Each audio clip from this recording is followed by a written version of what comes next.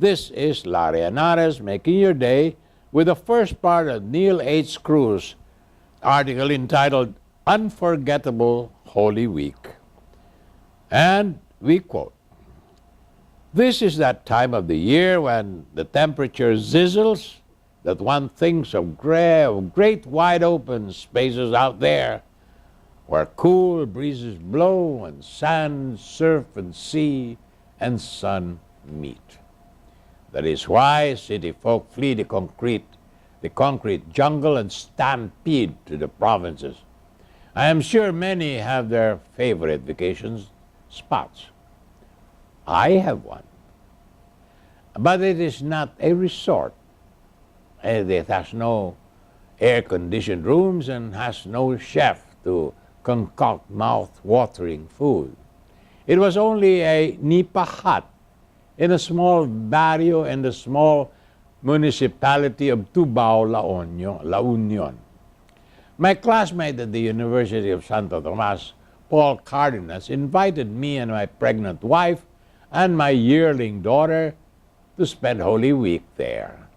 Not having anywhere to go, I accepted. We took the train from Tutuban to San Fernando, La Union, and then a carretela to Barrio Amalapay in Tubao. We stopped in the middle of nowhere. I could see no house, only low hillocks and fields full of tobacco plants waving their broad leaves.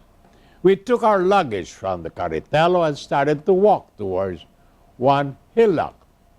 At the crest of the hillock, Paul bellowed, calling out the names of his wife and children. And for a while nothing happened, and we continued walking. Then from the crest of the second lower hillock, there burst a group of women and children, all shouting excitedly and waving their arms at us. They were followed by two dogs barking furiously. More about this after these messages.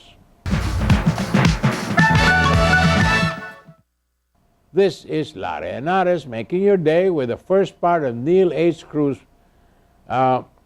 article entitled Unforgettable Holy Week. And we continue to quote, "When our two groups met, we hugged one another lovingly. Paul's wife, Auring, introduced us to her mother-in-law.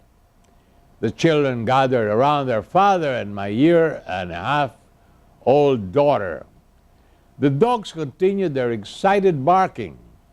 We climbed up the second hillock, and at the top we saw the nipa hut. It was nestled comfortably in a hollow. There was a big tamarind tree beside it, and a swing swung from one of its branches. Chickens and their chicks scratched about in the yard. A nanny goat was tethered in a grassy patch, and two kids nursed at her tits. Kaimito trees surrounded the whole yard. When we reached the yard, the children invited my daughter to try the swing, but she was more interested in the chicks.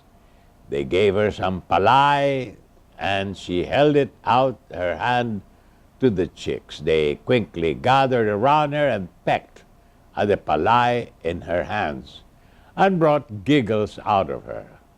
We had lunch of dinengdeng and a salad of ferns mixed with petals of blossoms from a tree whose name I have forgotten. That afternoon was spent swapping stories while the children took turns at the swing. The tamarind tree was heavy with ripe fruit, and one of the Paul's boys climbed it and shook the branches. The fruits came down, tumbling down, and the children had a merry time picking them up and eating them. That evening after supper, when we were getting ready to go to sleep, there was the barking of the dogs. Then we heard a shuffle of feet outside and the strums of a guitar. It was a custom in Philippine barrios to serenade a visiting lass, especially from the city. There were 7 of them. They politely introduced themselves to Paul's mother and told her they were there to serenade, of all people, my wife. This is Larry Henares making your day, saying good day, God bless you. Thank you very much for being with us. Till next time, hasta la bye-bye.